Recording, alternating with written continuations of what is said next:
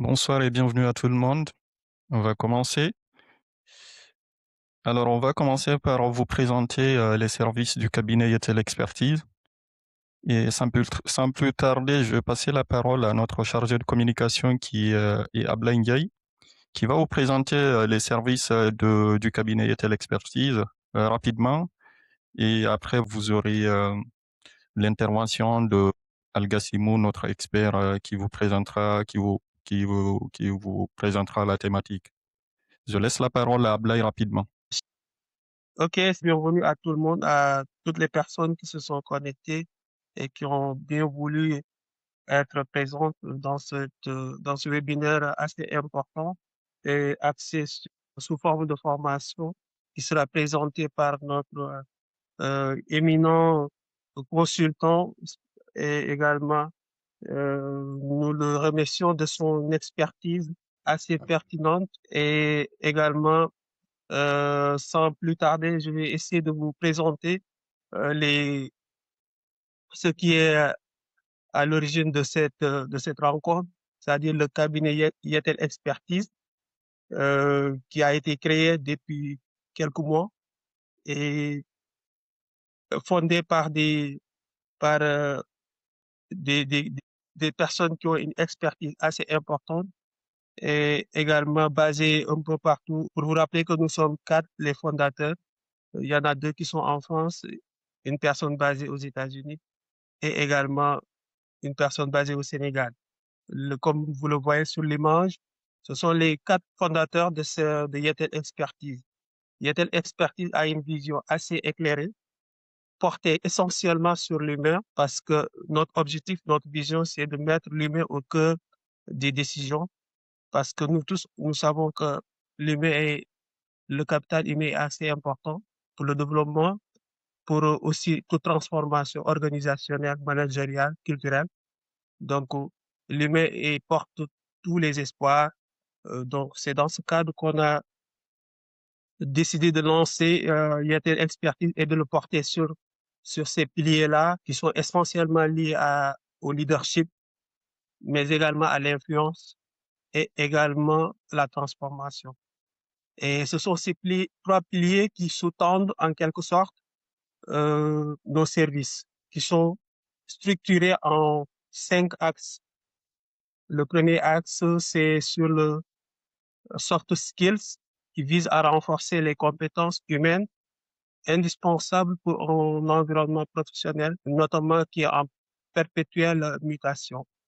Mais il y a également le deuxième axe qui est basé sur le soft power, le soft qui est traité comme un levier d'influence positive, capable de renforcer la culture organisationnelle, de renforcer la transformation managériale également, d'avoir une influence positive sur la communication et notamment sur l'image de marque personnelle ou bien institutionnelle. Euh, Ça permet aussi de renforcer la cohésion d'équipe, le leadership d'influence et donc c'est ce qui sous-tend en quelque sorte le deuxième axe qui est basé sur le soft power. Nous avons également un troisième axe constitué de formations engageantes parce que l'IETEL Expertise se démarque notamment par des formations dynamiques et des formations participatives. Nous organisons généralement des ateliers pratiques et des masterclass et des masterminds. On fait également du coaching individuel et d'équipe pour les personnes désirant d'être accompagnées de manière individuelle, mais également pour les entreprises qui souhaitent un accompagnement pour leur personnel. Nous procédons également par des études de cas et des mises en situation et des jeux de rôle. Et concernant notre quatrième axe, il s'agit des conseils et des stratégies qui portent essentiellement sur l'accompagnement global des organisations, que ce soit des stratégies de changement, des conceptions de projets, mais également des suivis et évaluations, mais également des partages d'expériences.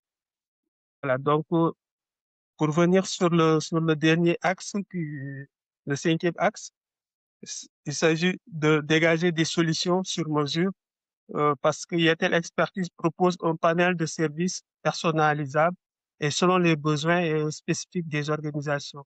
Et pour cela, nous mettons à la disposition de nos partenaires des supports de formation, que ce soit des documents institutionnels, mais également des outils pédagogiques et supports professionnels. Et nous organisons également des ateliers d'animation et pour de l'adaptation linguistique et animation bilingue à travers des formations et des ateliers. À cela s'ajoute également euh, des outils numériques dans le cadre de la formation dédiée à l'e-learning, notamment des développements de modules digitaux et des plateformes d'apprentissage. Nous mettons également à la disposition de nos partenaires euh, des rencontres de facilitation pour le B2B ou bien le B2C à travers des ateliers et des séminaires et des sessions de construction également. Voilà avant d'arriver à la conclusion de la présentation de nos services. Nous mettons également des formations personnalisables et avec des contenus selon les besoins et également des objectifs bien définis et bien dégagés.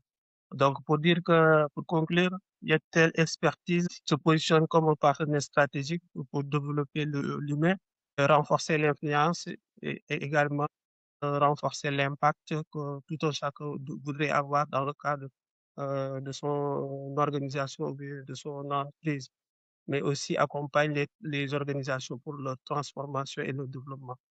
Et pour cela, nous souhaitons également vous remercier de votre présence et vous dire que nous sommes à votre disposition pour toute question, mais également pour toute décision de collaboration ou bien de partenariat. Vous pouvez également nous suivre à travers notre plateforme, le site qui est bien fonctionnel, le site de Yetel Expertise, mais aussi sur nos différentes plateformes sociales, que ce soit LinkedIn, Facebook et autres.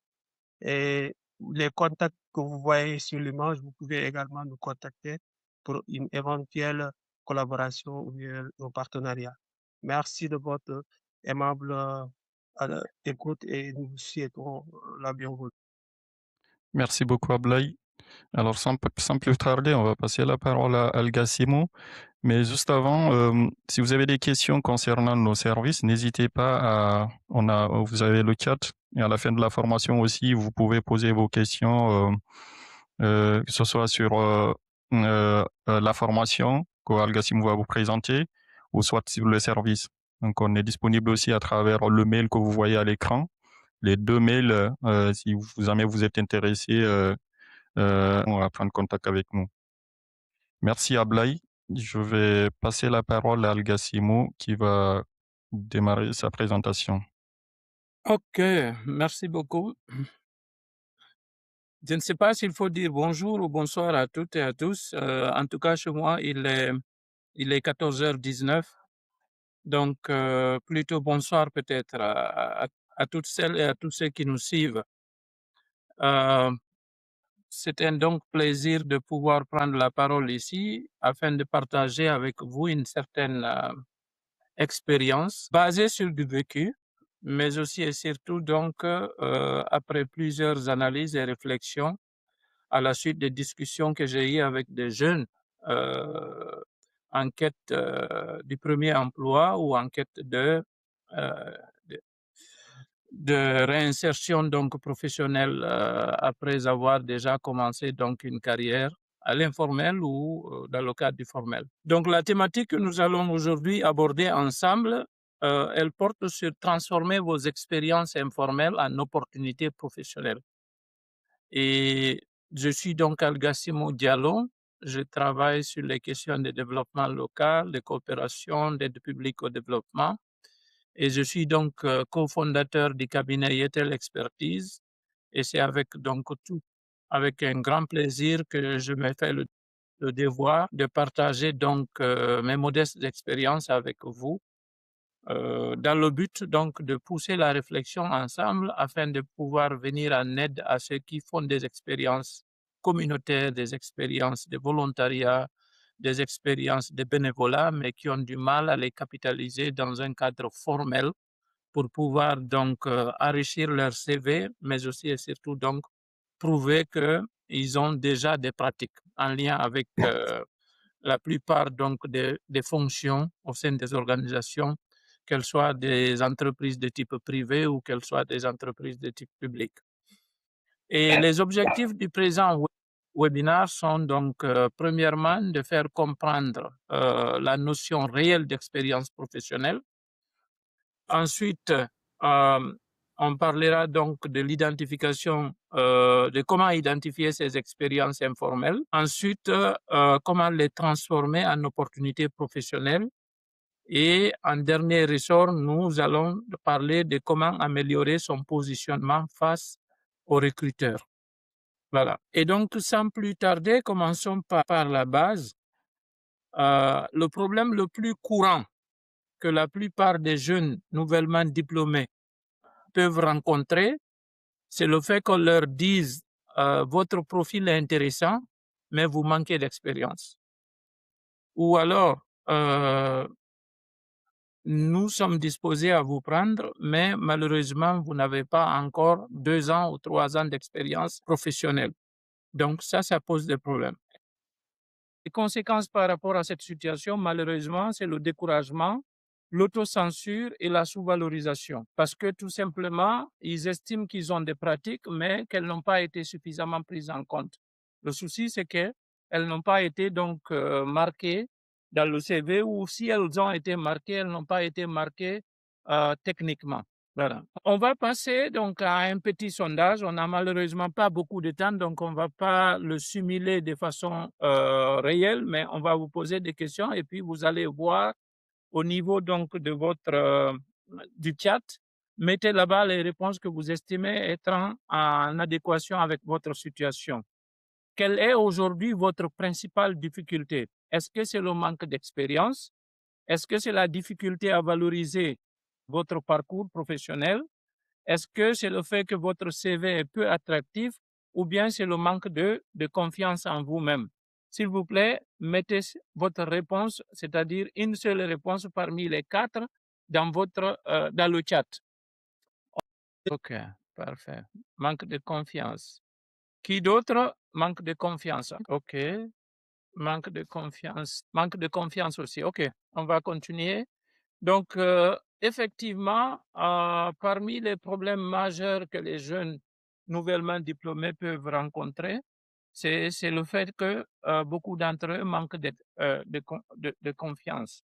Mais au-delà de ce manque de confiance, il y a le fait que le CV, parfois, il est peu attractif parce que les employeurs s'attendent à ce que le CV décrive un peu l'expérience pratique vécue sur le terrain, en lien avec donc la fonction ou en lien avec l'emploi qu'ils veulent donc pourvoir.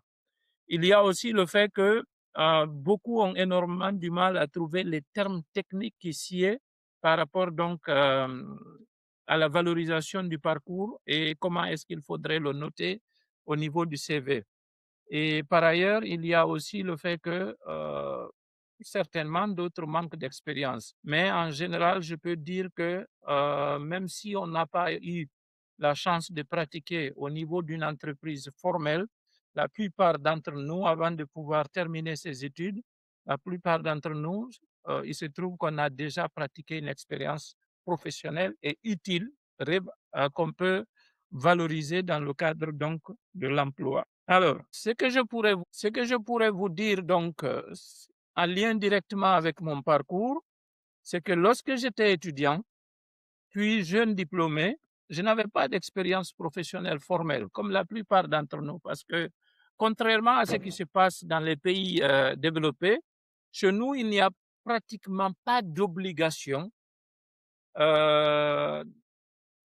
ou d'exigence académique que nous fassions des stages formels au niveau donc d'entreprise pour valider nos résultats annuels. Quand vous prenez par exemple ici aux États-Unis ou au Canada, dès 16 ans, les enfants qui sont au niveau du lycée, high school, ils commencent déjà à avoir la possibilité de travailler.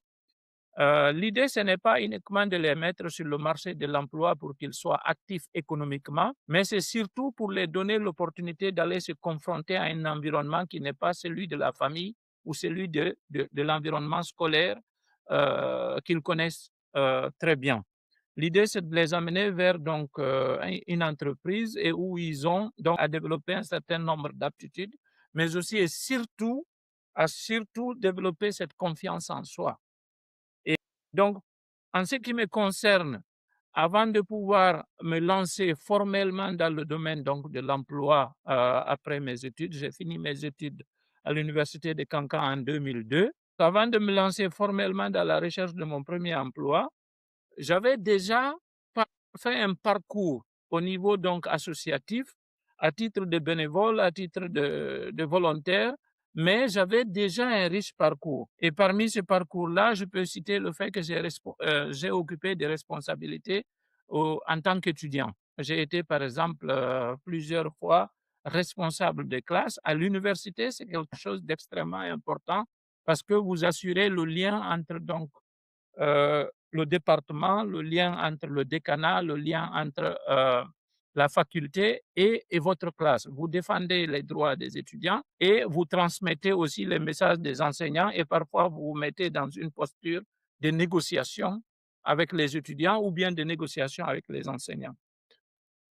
Au-delà de ça, j'avais déjà un engagement associatif assez poussé qui m'avait permis, par exemple, de commencer par être responsable chargé de l'organisation au niveau donc d'un certain nombre d'associations. J'avais été président de l'association, par exemple, des étudiants de Mamou à l'université de Cancan.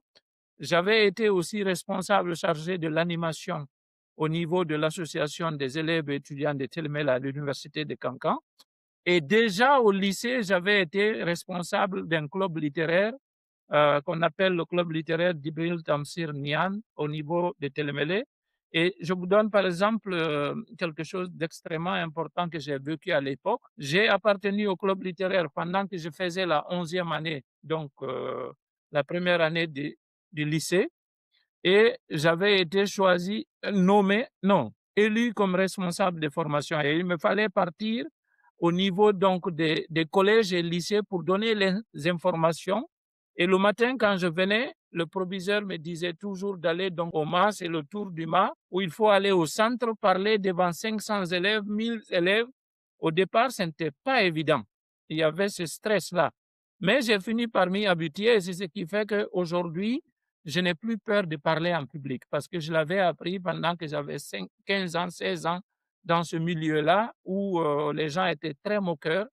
On observait tout sur toi et on n'hésitait pas à te faire le feedback, qu'importe que ça te fasse mal ou pas. Donc, c'était déjà de l'expérience. Et j'avais fait des petits stages aussi au sein des ONG, notamment une ONG de nom de Aide et Action. Donc, toutes ces expériences, tous ces parcours-là, c'était dans un cadre informel, mais ça m'a donné énormément donc d'expérience pour pouvoir affronter donc la vie réelle.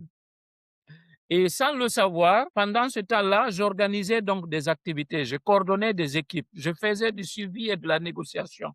Et le message clé que je peux vous dire, donc, tu peux passer s'il te plaît, c'est que je faisais déjà de la gestion et de la planification sans le savoir. Le vrai problème, ce n'était pas l'absence d'expérience en ce qui me concerne. Quand j'ai commencé à chercher de l'emploi en 2002, à la fin de mes études, mais c'était plutôt l'absence d'un langage professionnel. Comment structurer ces expériences-là au niveau de mon CV? Comment parler d'un club littéraire qui ne paye pas un salarié, mais où je faisais déjà de l'information, je faisais de la communication? Comment parler de l'association des étudiants et élèves de Mamou à Cancan, où je présidais, je faisais de la négociation, je faisais de la mobilisation des ressources, je faisais aussi de la planification annuelle, mais aussi et surtout, je faisais ce qu'on appelle la redevabilité en rendant compte à l'ensemble des membres. Le sondage 2 que je vous propose, c'est de savoir est-ce que votre parcours vous parle-t-il? Est-ce que vous reconnaissez-vous dans le type de parcours que je viens de décrire? C'est-à-dire Est-ce que vous êtes totalement d'accord que les expériences informelles acquises pendant mon parcours scolaire et universitaire étaient vraiment des parcours qui me donnaient des expériences en lien avec le besoin du marché du travail? Si oui, vous dites oui totalement, ou bien vous dites oui en partie, ou bien vous dites pas vraiment, ou bien je découvre cette réalité. Donc, à vous, on vous écoute au niveau du sondage. Je vois quelqu'un qui dit oui totalement. Ensuite, oui totalement. Qui d'autre? OK. Donc, on va pas retarder là-dessus. Ce qui est évident, c'est que en réalité, on a tendance malheureusement à négliger ce que nous faisons comme parcours. Quelqu'un qui a aidé sa maman, par exemple, à organiser sa petite activité de commerce, ne serait-ce que, par exemple, comme on le dit couramment, par exemple, en Guinée, il y a des noms guinéens, mais je sais que c'est la même réalité un peu partout. Une maman, par exemple, qui fait des activités où elle acquiert des produits à vendre, elle les organise, après, elle part sur le marché vendre. Quelqu'un qui aide cette maman-là à pouvoir calculer, par exemple, combien elle doit utiliser pour pouvoir acheter et combien elle doit revendre en faisant des marges bénéficiaires, ou bien à faire le bilan entre ce qu'elle a dépensé et ce qu'elle a gagné après avoir revendu le produit qu'elle a acheté. Tout ça, c'est quelqu'un qui est en train d'avoir une expérience professionnelle, mais qui aura peut-être du mal à pouvoir le valoriser. Voilà. Quelqu'un qui a un tablier où il vend peut-être des bonbons ou bien des cigarettes ou bien d'articles. Il est obligé de s'approvisionner. Une fois qu'il s'est approvisionné, il revend ça pendant un certain temps.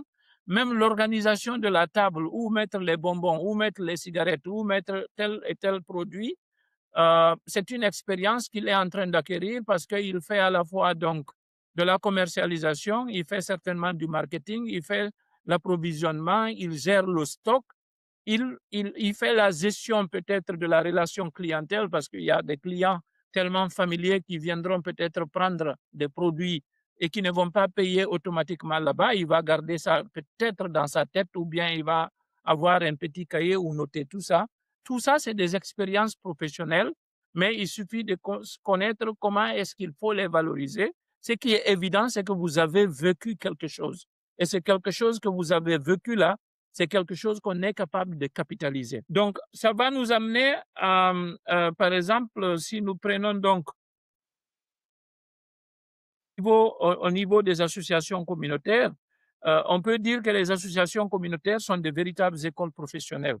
Chacun de nous ici est impliqué donc dans une association, qu'elle soit celle de son village ou bien qu'elle soit pour une cause telle que par exemple la lutte contre la drogue, la lutte contre par exemple le manque d'éducation des femmes. Tout ça, c'est des engagements associatifs et à l'intérieur desquels on trouve donc un certain nombre d'expériences. Le passage de l'engagement associatif à un poste d'assistant, par exemple, de projet ou d'animateur projet, c'est quelque chose d'extrêmement important. On reviendra là-dessus. Mais je voudrais aussi vous poser une question. Qu'est-ce qu'une expérience professionnelle? À votre avis, c'est quoi une expérience professionnelle? En 2 mots ou 3 mots, dites-moi, s'il vous plaît, dans le chat, c'est quoi une expérience professionnelle à votre avis?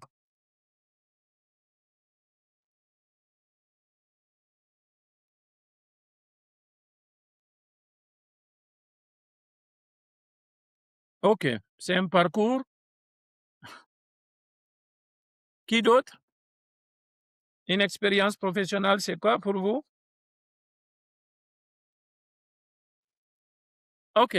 On pourra dire donc qu'une expérience professionnelle, premièrement, c'est une activité réelle. Donc, c'est du vécu.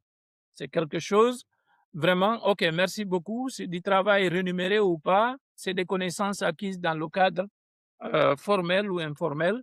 En tout cas, je vais dire premièrement que c'est une activité réelle, c'est-à-dire que c'est quelque chose qu'on pratique. Donc, à partir du moment où c'est quelque chose qu'on pratique, que ce soit donc notre papa que nous accompagnons dans son champ pour labourer, c'est une activité, c'est une expérience professionnelle. Que ce soit l'élevage des moutons, votre rôle consiste à les sortir le matin de l'enclos, aller les garder peut-être en dehors de la cour familiale pendant une certaine partie de la journée et revenir le soir, faire rentrer ce mouton ou bien cette chèvre au niveau de l'enclos, que c'est une expérience professionnelle. Le temps d'accompagner la maman à aller faire le petit commerce au niveau du marché hebdomadaire, c'est une expérience professionnelle.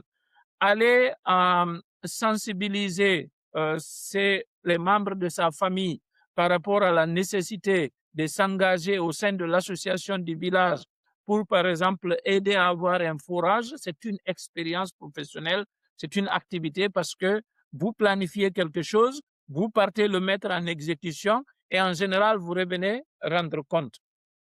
Ensuite, c'est des compétences qui sont mobilisées, des compétences telles que, par exemple, le fait de planifier, tel que le fait de, par exemple, d'organiser, tel que le fait, par exemple, de sensibiliser, tel que le fait, par exemple, d'aller suivre, tel que le fait, par exemple, d'aller budgétiser, tel que le fait, par exemple, de rédiger un petit compte rendu, qu'il soit donc à l'oral ou à l'écrit, c'est quelque chose, c'est des compétences qu'on développe. Et ces compétences-là ne sont pas différentes des compétences quotidiennes qu'on nous demande au niveau du milieu entreprise. C'est aussi des responsabilités que vous assumez. En tant que membre d'une association, vous savez qu'au moins, vous devez vous conformer donc au règlement de l'association. Vous avez des droits, vous avez des devoirs, vous allez vous acquitter de votre cotisation annuelle. Vous devez mobiliser cette ressource-là parce que vous savez que si vous ne payez pas, vous risquez peut-être une sanction. Et à partir du moment où donc il y a un certain nombre de responsabilités qui sont assumées, vous êtes dans un cadre d'une expérience professionnelle.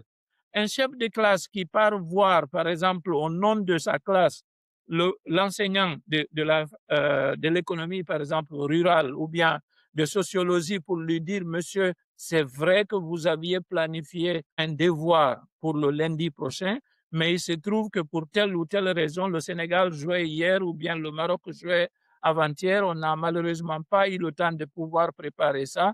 Et au nom de mes collègues, je souhaiterais demander votre indulgence. Il est déjà dans une responsabilité de négociation. Voilà. Et donc, c'est une responsabilité assumée. Et enfin, qu'est-ce qu'on peut dire?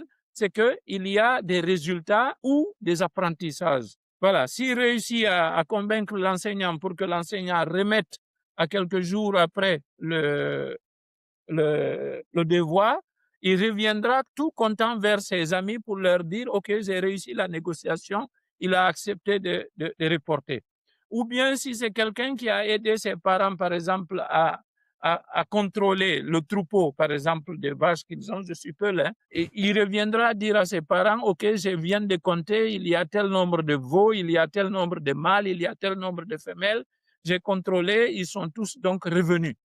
Et ça, c'est des résultats. Et c'est de l'apprentissage qu'il est en train de faire, même si on ne dira pas là qu'il est en train de faire donc le contrôle du stock ou bien le contrôle, donc le dénombrement, mais c'est quelque chose qu'il est en train de faire et qui est intimement lié à ce qu'un comptable fera ou bien un logisticien en allant voir le magasin de stock, par exemple, de son entreprise pour dire, OK, nous avons tel nombre de quantités, par exemple, de papier rame, tel nombre de quantités d'encre et autres. Donc, c'est ça une expérience professionnelle. Et c'est une activité réelle, c'est une compétence qui est mobilisée pour l'exécuter, c'est une responsabilité qui est assumée, et enfin, c'est un résultat qu'on gagne et c'est un apprentissage qu'on vient de faire. Maintenant, comment est-ce qu'on peut réussir donc à faire le déclic, à se redonner de la confiance en tant que praticien? Parce que à partir du moment où vous reconnaissez avec moi et que vous êtes entièrement d'accord que chacun de nous ne reste pas bras croisés durant tout son parcours scolaire et universitaire, il est intimement impliqué dans des activités, même si c'est des activités informelles, on reconnaît ensemble que nous avons pratiqué. Nous avons pratiqué une expérience et cette expérience, donc, à nous de l'appeler formelle ou informelle, mais elle nous a donné un certain nombre de compétences. Donc, le mythe, c'est que beaucoup d'entre nous et beaucoup parmi les responsables des ressources humaines ou bien les responsables des organisations ont tendance à croire que l'expérience, c'est uniquement ce qu'on a vécu dans le milieu formel, ce qui est totalement faux. Absolument faux, parce que quelqu'un qui travaille au sein d'une ONG en tant que responsable de l'animation et de la mobilisation sociale, et quelqu'un qui travaille à l'intérieur d'une association de village en tant que responsable chargé de sensibilisation pour faire la sensibilisation devant leur public cible, ils préparent tous quelque chose. Ensuite, ils planifient. Ensuite, ils viennent parler. Ensuite, ils essayent de convaincre. Ensuite, ils essayent de revenir faire un compte rendu.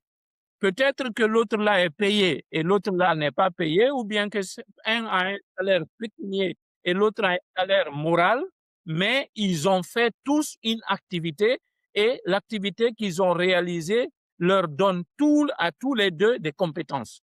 Donc, à partir d'aujourd'hui, s'il vous plaît, mettez-vous dans la tête que peu importe la nature de l'activité que vous réalisez, il ne faut jamais considérer que quelqu'un qui vient vers vous et qui a pratiqué, que son expérience n'est pas formelle. Voilà. Enlevons ça de nos têtes. Et donc, ce n'est pas uniquement quelqu'un qui a vécu à l'intérieur d'une ONG ou bien d'une organisation internationale ou bien d'une entreprise ou bien d'une direction de l'administration publique qui a pratiqué quelque chose d'important et de formel. Quelqu'un qui l'a fait dans un milieu communautaire, quelqu'un qui l'a fait dans un milieu associatif, quelqu'un qui l'a fait en venant en aide à sa famille, il a pratiqué de l'expérience professionnelle et c'est quelque chose qu'on est capable de valoriser. Donc, il est important qu'on déconstruise ce mythe-là. Les compétences priment.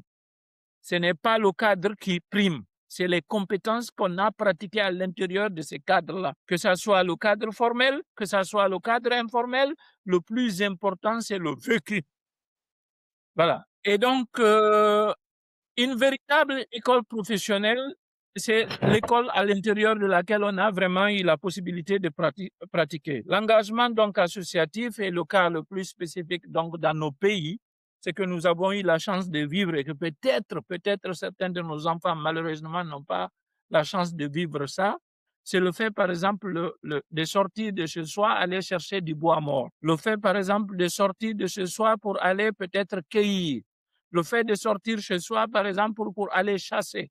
Nous savons tous, même à l'enfance, c'est-à-dire à l'âge de l'adolescence, entre 9 ans jusqu'à 18 ans, ces activités-là, en groupe, nous les planifions, nous partons les exécuter et nous revenons, nous en parlons. Donc, je voudrais vous dire aujourd'hui que l'engagement associatif, au niveau donc de ce que la plupart d'entre nous, malheureusement, négligent, le fait de s'engager pour son village, le fait de s'engager pour sa sous-préfecture ou sa commune, le fait de s'engager pour son pays lorsqu'on vit à l'étranger, ces expériences-là, ne les négligez pas, c'est des expériences extrêmement importantes et qui valorisent beaucoup le parcours. Aujourd'hui, par exemple, je me réclame expert dans le domaine du développement local et je m'appuie surtout sur mon vécu associatif. Sur mon vécu associatif parce que j'ai appartenu à plusieurs associations et le fait que j'ai vécu dans plusieurs pays étrangers, j'ai toujours été amené donc à lutter, par exemple, dans des associations guinéennes et à parler de la Guinée de façon globale. Quand le gouvernement est assis à Conakry en train de faire son conseil de ministres, moi, je suis assis quelque part avec des Guinéens, on est en train de parler aussi de la Guinée. Comment aider, comment revaloriser le pays, comment contribuer au développement socio-économique du pays. Donc, ces expériences-là, elles sont pertinentes, elles sont engageantes, elles sont valorisables et elles nous donnent 3 dimensions extrêmement importantes. Le leadership. Le leadership, on l'acquiert à travers la pratique, pas uniquement à travers les compétences innées. Ensuite, la gestion des projets. Tout le monde parle de gestion de projet, certains sont professionnels de gestion de projet, mais le projet, c'est quoi?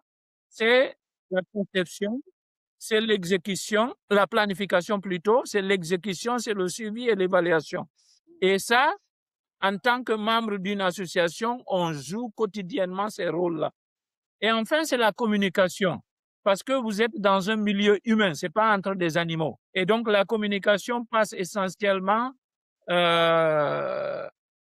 non, je veux dire la réussite passe obligatoirement par la communication. Il faut sensibiliser ceux qui ne veulent pas payer leur cotisation de membres. Il faut sensibiliser ceux qui payent et qui n'assistent pas aux réunions. Il faut sensibiliser ceux qui payent, qui assistent aux réunions, mais qui ne parlent pas. Il faut sensibiliser ceux qui ne veulent pas entendre parler d'une association, par exemple, de Guinéens, au motif qu'en Guinée, ça ne va pas. Ou bien ceux qui ne veulent pas parler de l'association des Sénégalais, par exemple, de Nantes, ou bien l'association des Burkinabés, l'association des Maliens. Notre engagement nous donne toujours la possibilité de tirer des expériences et nous permettre d'acquérir un certain nombre de compétences. Et ces compétences-là peuvent être classifiées en lien avec les fonctions obligatoires quand vous occupez un poste à l'intérieur d'une organisation ou bien au niveau d'une entreprise. OK. Donc, on a donné un certain nombre d'exemples, par exemple, en lien avec l'organisation d'activités, la mobilisation locale, la coordination avec les autorités. Tout ça, quand vous occupez donc une fonction à l'intérieur d'une association, vous savez qu'il y a un certain nombre de parties prenantes au-delà des membres de l'association et ça vous donne obligatoirement le devoir d'aller vers ces parties prenantes pour recueillir de la légitimité, pour recueillir une collaboration et pour recueillir parfois de la contribution et des permissions pour pouvoir agir en lien avec les besoins de l'association. Voilà. Donc, si on est tous conscients maintenant qu'on a vraiment un certain nombre de compétences acquises, ça veut dire qu'il faudrait maintenant savoir comment est-ce qu'il faudrait l'écrire dans le CV. À titre d'exemple, je vous dis qu'il ne faut pas, par exemple, écrire juste membre d'une association ou bien membre de l'association des élèves et étudiants de Kaolack à Dakar, à l'université, par exemple, Cheikh Anta Diop. Il faudrait savoir dire qu'est-ce que tu as fait en tant que membre. Comment est-ce qu'on peut schématiser ça? Tu peux dire, par exemple, que j'ai participé à des projets communautaires. J'ai été à l'initiative de la conception du projet, par exemple, de sensibilisation sur le maintien de la fréquentation scolaire des filles au niveau de mon village. J'ai été, par exemple, celui qui est allé vers les ressortissants riches de ma localité pour solliciter des contributions. Mais tu ne vas pas dire je suis allé solliciter des contributions. Tu diras pour que le langage soit plus joli et en lien avec les attentes des recruteurs que j'ai fait de la mobilisation sociale, j'ai fait de la mobilisation des ressources. Donc, quand vous avez été, par exemple, président d'une association universitaire, vous allez parler donc de votre compétence en matière, par exemple, de gestion de projet. Vous savez donc initier un projet parce que vous avez initié, par exemple, le projet de construction d'une bibliothèque communautaire au niveau de votre ville là-bas, quelque part en Mauritanie. Vous allez dire que vous êtes parti voir, par exemple, des partenaires techniques et financiers pour discuter avec eux, donc des compétences de négociation. Vous allez dire que, par exemple, vous avez donc prévu de faire ça pendant l'été, pendant les vacances scolaires, donc des compétences de planification.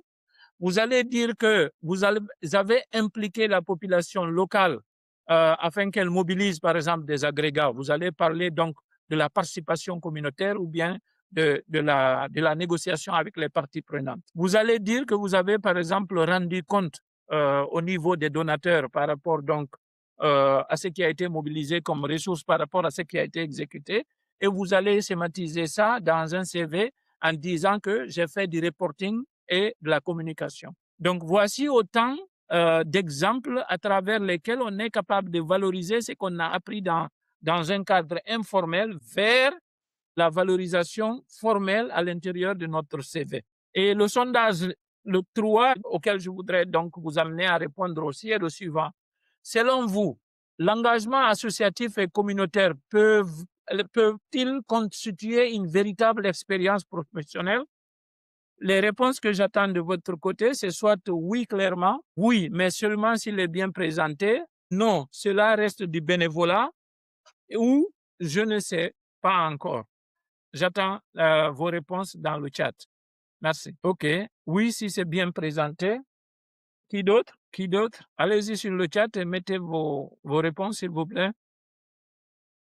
On attend encore 2 réponses. OK. OK. Je regarde en même temps le chat. Oui, oui, c'est bien présenté. Oui, mais seulement s'il est bien présenté. Oui, mais bien présenté. OK. Donc, on est tous conscients que d'abord, c'est oui, globalement. L'expérience professionnelle acquise dans le milieu informel représente une valeur de l'engagement. et ça peut être donc une véritable expérience professionnelle, c'est tous oui, mais à condition que nous sachions donc présenter ça pour maquiller, comme on le dit dans le langage donc des recruteurs. Et c'est ça le défi. OK, je vous donne des astuces donc sur comment présenter l'expérience professionnelle informelle pour répondre donc à ce que vous avez tous dit ici, seulement s'il est bien présenté. Donc, comment présenter? Il y a 3 méthodes. Premièrement, il faut commencer par faire le répertoire de ces expériences. Qu'est-ce que j'ai réellement fait? Est-ce que j'ai fait l'embouche bovine? C'est-à-dire que j'ai engraissé les bœufs de mes parents de manière à ce qu'ils puissent être valorisés ailleurs. Deuxièmement, est-ce que j'ai par exemple fait, par exemple le commerce? Si oui, est-ce que le commerce du bois mort, est-ce que le commerce des fruits sauvages, est-ce que le commerce du lait, est-ce que le commerce, par exemple, du sable? Voilà, toujours lister ce qu'on a d'abord vécu. La première des choses, c'est vraiment lister tout ce que vous avez fait et que vous-même, vous avez du mal parfois à valoriser. Listez d'abord tout. Une fois que vous avez listé, identifiez les compétences que vous avez mobilisées pour pouvoir faire ce travail. Si c'est quelqu'un qui dit, par exemple, qu'il a pendant plusieurs années de sa vie, à côté de sa maman, aidé à traire les vaches, c'est une compétence. Traire, c'est une compétence. C'est une action. Si c'est quelqu'un qui dit, par exemple, qu'il a mobilisé du sable, il sait à quel moment il faut sortir pour mobiliser le sable, il sait à quel niveau il faut aller, il sait avec quel outil il faut travailler et il sait quand il mobilise où est-ce qu'il faut amener. Donc, c'est une compétence ou un certain nombre de compétences. Et une fois que vous avez identifié les compétences que vous avez donc utilisées pour pouvoir faire cette activité, la dernière étape la plus importante, c'est de reformuler professionnellement. Et pour l'astuce pour le faire, prenez 5 avis de recrutement en lien avec votre domaine d'expérience. Venez comparer ce qui a été dit comme compétence indispensable en lien avec l'emploi par rapport à ce que vous avez listé et les compétences que vous avez donc mobilisées. Et tout de suite, vous allez avoir la facilité de pouvoir transformer l'ensemble de votre listing sous forme donc de compétences professionnelles bien reformulées. Donc, voici les 3 méthodes donc à utiliser si vous voulez donc faire passer vos expériences informelles vers une expérience formelle. Et le message clé que je voudrais donc vous donner, c'est de dire que vos expériences informelles sont une matière première professionnelle. C'est-à-dire que rien de ce qui a été fait et pour lesquels vous avez mobilisé du labeur, de l'énergie et surtout des compétences n'est inutile. Tout est utile, il faut juste savoir le valoriser. C'est ça que je voulais donc vous donner comme message clé. Et donc, on a un dernier sondage, c'est de demander pour ceux et celles qui ont eu la chance de suivre donc ce partage d'expérience-là, est-ce que pensez-vous avoir au moins 2 expériences informelles que vous pouvez valoriser professionnellement à l'issue de cette séance de partage? Mettez sur le chat, s'il vous plaît. Oui, clairement, peut-être je dois y réfléchir. Pas encore, je ne sais pas comment le faire. Mettez-le dans le chat, s'il vous plaît. Oui, clairement, oui, clairement. Qui d'autre? Oui, clairement. OK. Je suis content de savoir qu'il y a donc parmi nous des gens qui, au sortir de cet échange-là, de cette séance de partage d'expérience, pourront désormais ne pas perdre ce qu'ils ont eu à pratiquer de manière informelle pour le valoriser au titre de leur expérience professionnelle. C'est extrêmement important parce que ça veut dire que notre expérience professionnelle a commencé certainement depuis l'adolescence et plus personne ne pourra nous dire parce que nous sommes désormais à 25 ans ou bien à 30 ans et que nous venons juste de terminer l'université, qu'ils ne vont pas nous recruter parce qu'ils cherchent quelqu'un qui a, par exemple, un master ou bien un bachelor ou bien un DUG avec 2 ans, 3 ans d'expérience professionnelle. Nous en avons plus de 10 ans parce que nous avons vécu quelque chose et nous savons que ce que nous avons vécu là, nous l'avons répertorié, nous avons ressorti les compétences indispensables par rapport à la réalisation du vécu et nous l'avons transformé techniquement en des termes plus viables, plus acceptés dans le monde formel. Et donc, mesdames et messieurs, si vous avez des questions, c'est le moment. Je suis entièrement à votre disposition. Peut-être que ce n'est pas uniquement des questions que vous avez. Certains d'entre vous ont envie de témoigner. Le temps qui nous reste est dédié donc à l'ensemble des participants. Et donc, vos contributions, vos questions, vos suggestions sont les bienvenues. Merci. Merci beaucoup, Algassimou. Alors, je vois Ablay qui lève la main. Oui, vas-y, Ablay. Merci beaucoup, Monsieur Diallo, de votre présentation assez pertinente et, et bien claire et lisible, concise. Et nous avons vraiment appris à travers cette présentation. Et moi, j'ai juste un témoignage à faire par rapport à ce qu'il vient de dire. Et après, j'aimerais aussi poser une question.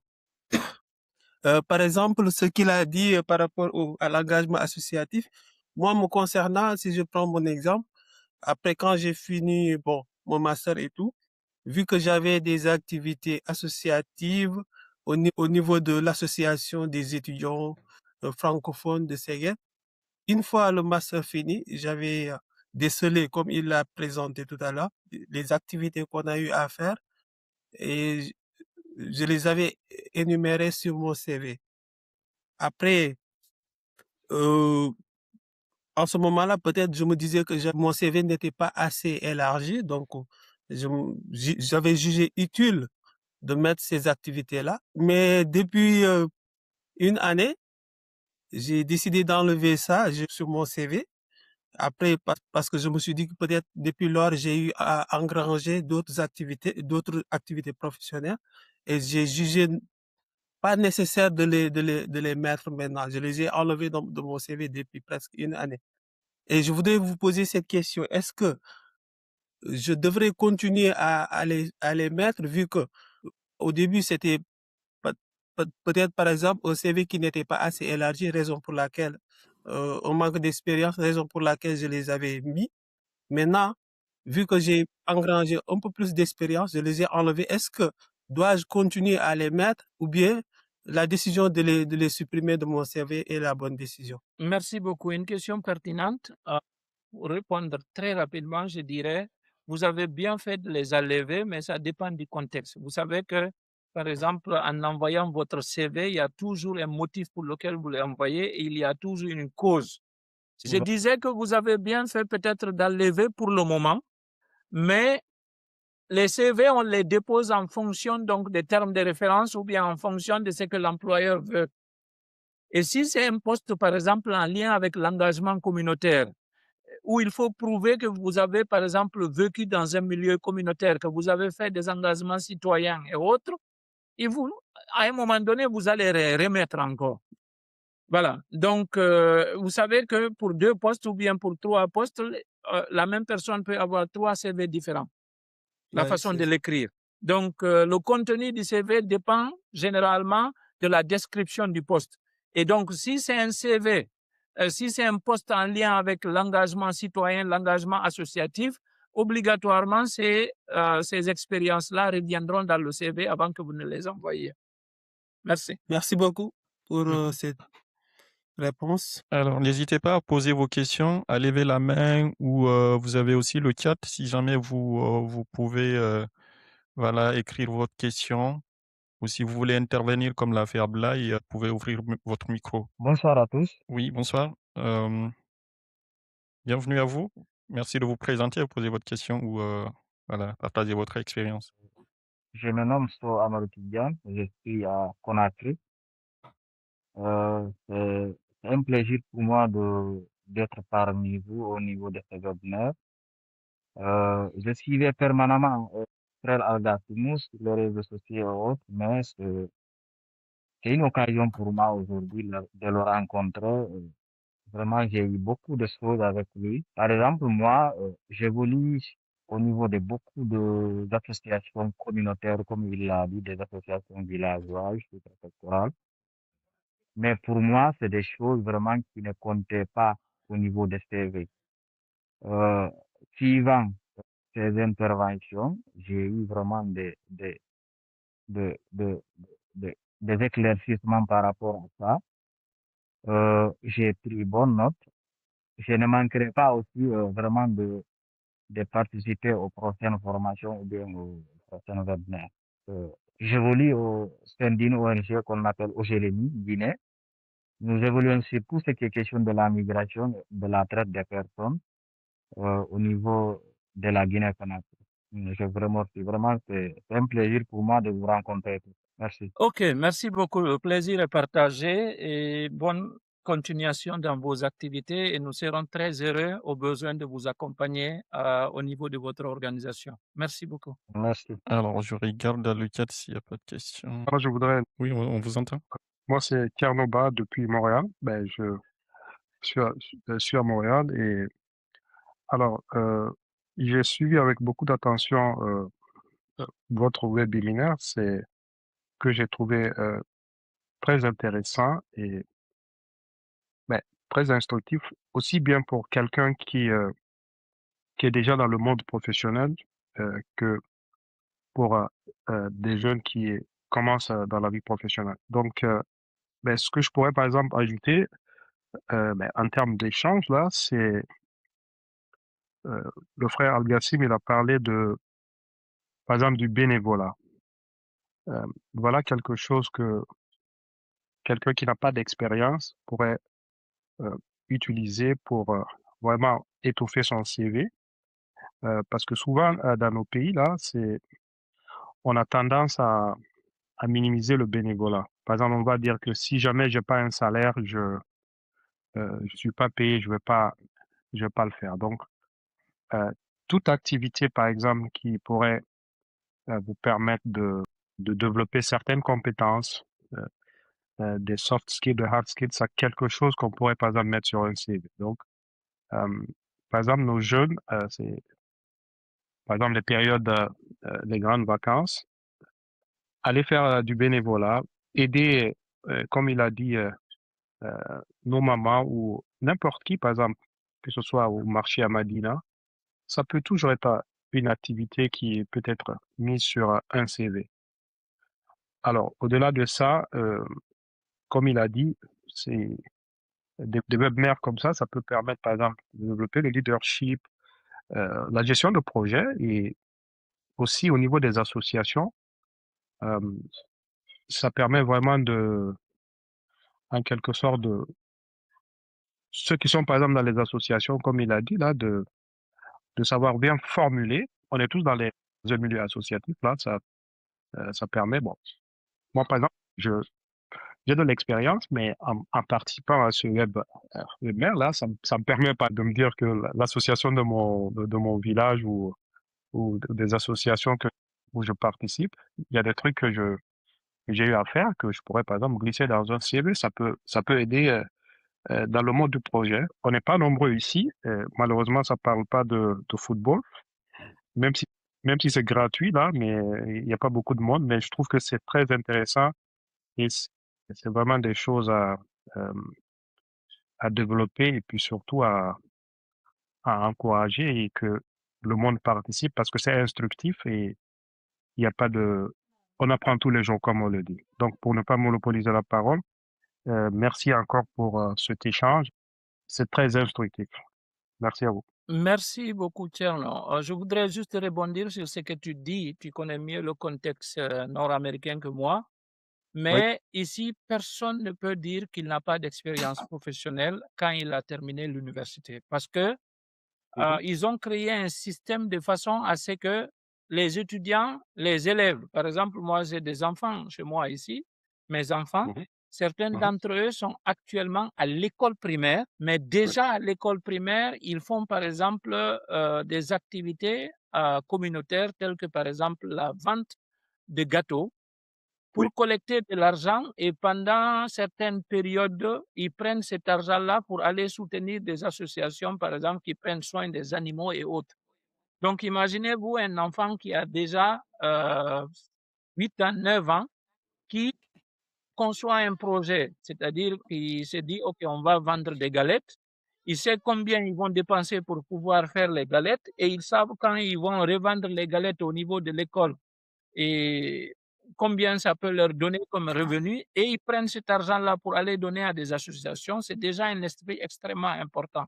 Et même dans le milieu professionnel, quand vous êtes engagé, par exemple, au sein d'une ONG ici ou bien même à la fonction publique, il y a un nombre d'heures par mois que vous devez obligatoirement accorder à ça se dit ici giving back, c'est-à-dire donner en retour.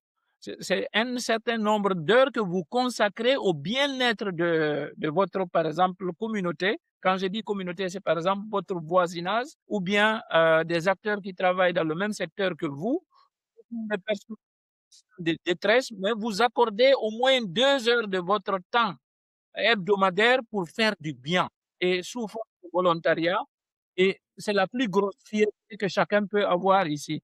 Donc, nous devons être fiers de nos engagements au compte de nos associations communautaires. Je sais qu'il y en a beaucoup qui considèrent que c'est des expériences totalement inutiles, mais tous qui sont passés par ça sont devenus à la longue les plus grands leaders parce qu'ils apprennent à gérer des conflits, ils apprennent à faire face à l'adversité, ils apprennent à aller motiver des gens qui ne sont pas du tout motivés et ils apprennent à aller se mettre au service de ceux qui sont dans le besoin. Merci. Je vois des questions dans le chat. Oui, exactement. Tu as 2 questions dans le chat, oui. Qu'en pensez-vous de la longueur d'un CV aujourd'hui avec plusieurs années d'expérience? Quels sont les conseils? Alors, de par mon expérience pour avoir vécu donc en Afrique et avoir vécu un peu en Europe et ici en Amérique du Nord, je sais que les expériences varient selon les pays et selon les organisations. Il y a de ces organisations qui vous disent que si le CV dépasse 2 pages, ils ne vont même pas prendre le temps de regarder. Il y en a où, par exemple, dans le milieu francophone et notamment dans le champ de l'expertise, si le CV n'a pas 10 pages, on considère qu'il n'est pas lourd. Donc, ça dépend des milieux. Chaque institution, les grandes institutions, chaque pays bien organisé, par exemple, les gouvernements, je sais que par exemple au Québec, le gouvernement québécois a un modèle de CV. Je sais que la GIZ a un modèle de CV. Je sais que la Banque mondiale a un modèle de CV. Je sais que l'Union européenne a un modèle de CV. Je sais que le PNUD a un modèle de CV. Donc, vous devez obligatoirement adapter votre CV et le langage à l'intérieur du CV. Je vais parler du vocabulaire en tenant compte donc des pratiques au niveau de cette institution-là. Voilà. La deuxième question, je voudrais savoir combien de pages qu'il faut pour un CV. Donc, je l'ai dit, ça dépend de l'institution qui recrute. Et voilà, je pense que c'était les 2 questions, sauf erreur de ma part. Oui, c'est les 2 questions, oui. Ok, moi c'est toujours ça, à mon petit Diène, c'est c'est par rapport à un fait qui est récurrent, surtout en Guinée par exemple. Vous allez voir au niveau des appels d'offres, le plus souvent, on demande 10 ans d'expérience, 5 ans d'expérience. Ça, vraiment, des fois, ça arrive à décourager, par exemple, quelqu'un qui a fini les études, il n'a pas eu de l'emploi. Faisons, il a fait la géologie à la géomine de Bokeh. Maintenant, il voit un autre poste et depuis qu'il a fini, disons, il n'a pas, peut-être, c'est depuis qu'il a fait le stage de, de, de fin de mémoire. Que là-bas, quand tu finis, tu vas faire ce qu'on appelle le stage de fin de mémoire pour pouvoir vraiment euh, élaborer ton mémoire et faire la soutenance. Mais ça prouve que depuis ça, l'intéressé n'a pas eu où faire le stage ou bien faire le travail, mais ça prouve qu'il a des compétences. Maintenant, au niveau de l'offre, il voit te mentionner 5 ans ou 10 ans d'expérience. En fait, ça donne vraiment un découragement pour non seulement postuler et vraiment ça. C'est un souci en fait en Guinée. Je ne sais pas si vous avez quelque chose à conseiller par rapport à ça. Oui, j'ai 3 petits conseils rapides que je donne régulièrement à des gens qui me consultent de manière totalement free. Mais maintenant, Yetel Expertise me pousse à vendre cette expertise-là. Mais aujourd'hui, comme on est en formation, je vais donner les astuces. La première des choses, c'est que dites à toutes les personnes que vous connaissez de ne jamais continuer un cycle de formation en milieu académique, que ce soit donc au niveau universitaire ou bien au niveau d'une école professionnelle, sans chercher à faire un stage. Un stage, ce n'est pas forcément ce qu'on appelle stage, parce qu'on a tendance à croire que quand on dit stage chez nous, c'est quelque chose qui est un peu rémunéré. Ou bien, il faut obligatoirement un contrat. Dites à la personne d'aller vers le milieu où ce qu'il étudie là est pratiqué, et de leur dire qu'il est là à titre de bénévole, qu'il est disposé à aider, qu'il se met à leur disposition. Les premiers emplois que j'ai trouvés, je les ai trouvés comme ça. Allez dire à des gens, moi je suis diplômé dans tel domaine, j'ai pratiqué tel et tel et tel dans telle association. Je sais qu'aujourd'hui vous avez des difficultés à recruter, mais je voudrais venir au quotidien auprès de vous ici pour vous côtoyer et voir comment est-ce que vous êtes en train d'agir. Le jour où vous aurez une opportunité de m'engager, ça sera un plaisir. Mais si tel n'est pas le cas, vous n'avez pas l'engagement de m'employer. Je veux juste que vous me laissiez venir auprès de vous, vous côtoyer, voir comment vous faites. Donc, ça, c'est le premier conseil que je donne. Le deuxième conseil que je donne, c'est que la plupart des avis de recrutement sont rédigés avec des conditionnalités idéales. C'est-à-dire que on recherche l'idéal. L'idéal n'est jamais, seul Dieu a l'idéal. Donc, c'est la personne qui se rapproche de ce qu'on décrit qu'on va prendre. Pour avoir été recruteur dans plusieurs pays et dans plusieurs organisations différentes, je sais qu'il est pratiquement impossible de trouver un CV qui s'adapte à 100% à nos conditions, parce que nos conditions sont toujours décrites de manière optimale. Donc, si vous avez ne serait-ce que 10% de ce qui est décrit dans le CV, appliquez. Vous n'avez rien à perdre. S'ils ne trouvent pas ceux qui ont 20 ans d'expérience, là, ils vont prendre ceux qui ont 2 ans d'expérience. Et ceux qui ont 20 ans d'expérience sont déjà occupés, en fait. Donc, appliquez, appliquez, appliquez. Et la troisième et dernière chose que je voudrais vous dire, c'est que conditionnalité telles que le nombre d'années d'expertise, l'anglais indispensable à l'écrit et à l'oral, comme je vous le dis, c'est une façon d'embellir l'avis de recrutement pour donner plus de publicité à l'organisation. Et sinon, comment est-ce qu'on peut exiger, par exemple, qu'en Guinée ou bien à Dakar, où les gens parlent 100% Wolof et français, que si vous ne parlez pas l'anglais, vous n'écrivez pas, vous n'allez pas travailler là-bas. Si vous vous renseignez, même le directeur ne parle pas l'anglais. Voilà. Mais ils vont mettre ça pour ne pas recevoir beaucoup de CV. Donc, s'il vous plaît, quand vous voyez un avis de recrutement qui vous intéresse, appliquez. Appliquez. C'est tout ce que je peux vous donner comme expérience. Mais, arrêtons de faire ce que nous avons l'habitude de faire il y a 20 ans, que personne ne soit un étudiant et finisse son cycle sans avoir eu l'opportunité de pratiquer. Ne cherchez pas à être payé pendant que vous êtes en train de chercher à apprendre. Le fait d'être déjà dans le milieu de pratique est déjà un salaire pour vous. Voilà. C'est Merci. super intéressant. Merci beaucoup, Merci, Al-Gassim. merci, frère. Merci vraiment. Ouais, c'est super intéressant. Je ne sais pas s'il y a d'autres questions. Sinon, on va passer à la conclusion. Mais avant, je voulais aussi te dire, Al-Gassim, bon, je pense que je l'avais dit, hein, je t'ai écouté avec attention et j'ai beaucoup appris aussi. Parce que moi, j'ai commencé à m'engager dans d'assaut au lycée il y a longtemps. Mais pour te dire, en tout cas à l'époque, je ne réalisais pas du tout ce que ça pouvait m'apporter. C'est seulement plus tard, je pense que avec un peu de recul, hein, que j'ai compris à quel point ça m'avait aidé à développer mes compétences. Et donc, j'ai commencé vraiment à valoriser tout ça, à capitaliser tout ça dans le CV par exemple ou dans mon parcours.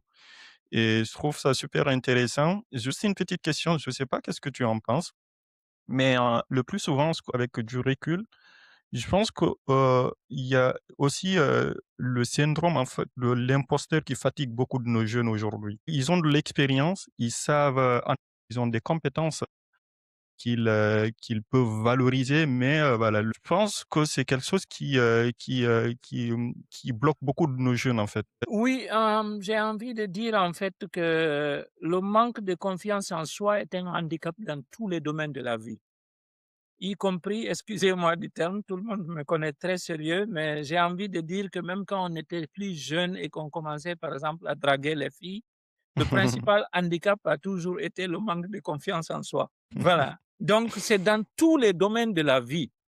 Plus vous avez confiance en vous, plus vous avez la capacité à percer. Donc, la première des choses à se dire, c'est d'abord que l'erreur est humaine. Personne n'est parfait. Donc, si je me lance le défi, par exemple, de pouvoir aller vers cet emploi-là, si je réussis, c'est un acquis. Si j'échoue, c'est une expérience. C'est ça qu'on doit se mettre dans la tête. Donc, avoir de l'expérience professionnelle. Moi, je vous donne un exemple frappant. Je fais de la consultation au niveau international dans le domaine du développement local. Aujourd'hui, je concurrence, par exemple, mes enseignants de l'Université catholique de Lyon et plus précisément du CIEDEL, le Centre international d'études de développement local.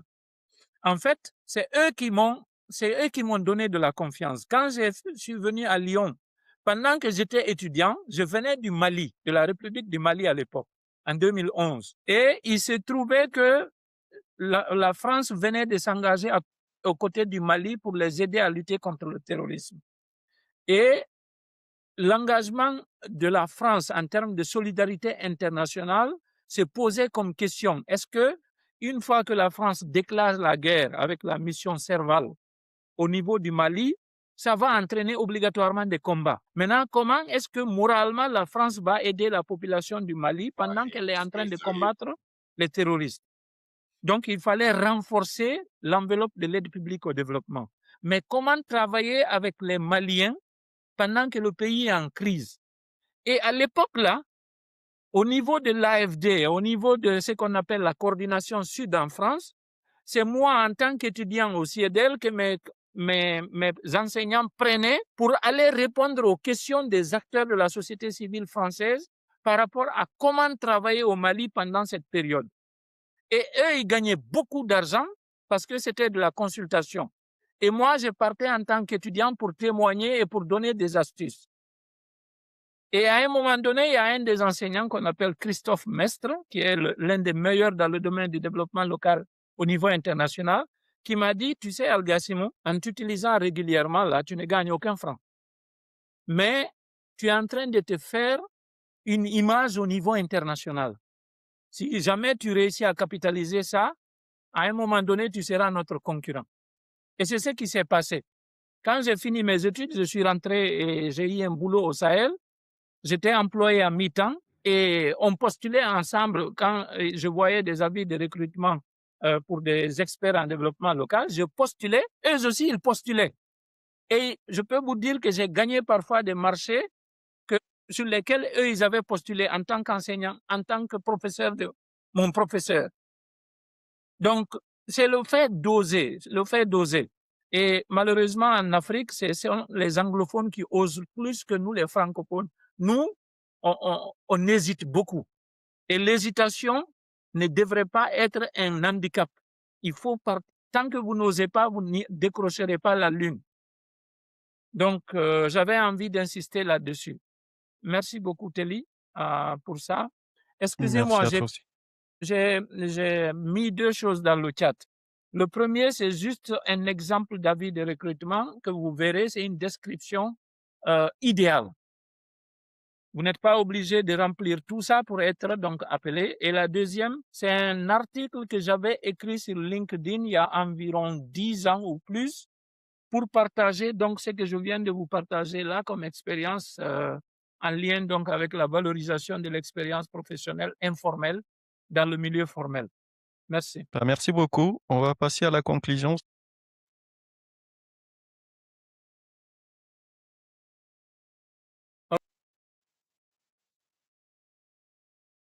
Donc, à titre de conclusion, ce que je pouvais donc dire, j'ai été très, très, très heureux de partager cette expérience avec vous et les discussions l'ont rendue encore plus intéressante. C'est que vos expériences informelles ont une valeur professionnelle réelle. À vous de savoir l'utiliser. Deuxièmement, ne vous sous-estimez plus. Ne sous-estimez plus vos expériences et n'hésitez plus. Troisièmement, l'engagement associatif et communautaire est une école de compétences. Et quatrièmement, transformez-la en levier de carrière. Ne laissez pas ce que vous avez vécu, ce que vous connaissez, ce que vous avez pratiqué pour chercher à inventer autre chose. Et enfin, ce qui fait la différence, c'est savoir structurer et présenter votre parcours. Ce n'est pas l'expérience ou les compétences qui vous manquent. Ce qui vous manque, c'est le fait d'avoir confiance en soi et le fait de pouvoir mettre votre vécu, votre expertise informelle dans un langage accepté par les partenaires et par les recruteurs. Et pour aller de l'avant, donc les contacts pour Yetel Expertise sont là. Vous avez donc le téléphone. Non, excusez-moi, vous avez donc l'adresse email, vous avez le site web. J'ai déjà partagé donc l'article de LinkedIn avec vous. Et les prochaines étapes, c'est que nous restons entièrement à votre disposition, mais cette fois-ci en tant que cabinet, et qui va donc demander des honoraires pour, par exemple, des ateliers pratiques sur la rédaction de votre CV, la valorisation de vos vécus en termes d'expérience qu'on peut capitaliser au plan formel, pour faire des coachings individuels ou de groupe, pour accompagner vos projets, vos programmes pour ceux qui ont des associations ou des entreprises sociales. On est entièrement à votre disposition. Yetel Expertise, c'est d'abord vous et après nous. Voilà. Donc, je laisse la parole à notre directeur exécutif. Merci à vous. Ça a été un plaisir de pouvoir partager ça avec vous. Merci beaucoup, Algassimou. Merci à tous les participants et merci aussi à toute l'équipe Yatel qui a préparé ce webinaire. Et je viens de vous partager un formulaire. N'hésitez pas à remplir le formulaire. C'est un formulaire d'évaluation du webinaire pour nous faire vos retours et voir comment on peut éventuellement améliorer la qualité de nos formations ou de nos futurs webinaires. Et je vous invite aussi à prendre contact avec nous si jamais vous êtes intéressé, comme il l'a dit, hein, si vous êtes intéressé à bénéficier en tout cas de l'accompagnement du cabinet. Et nous avons des experts qui travaillent avec nous. Et donc, vous avez l'adresse mail, vous avez le site web. Et comme il l'a dit aussi, voilà, vous pouvez nous suivre sur nos différentes plateformes, notamment sur LinkedIn où on est très présent. Et on a créé un groupe où j'ai envie de dire une communauté. Si vous voulez adhérer à la communauté, n'hésitez pas à remplir le formulaire ou à nous faire un mail avec votre numéro de téléphone, votre adresse mail. Merci à toutes et à tous et à très bientôt.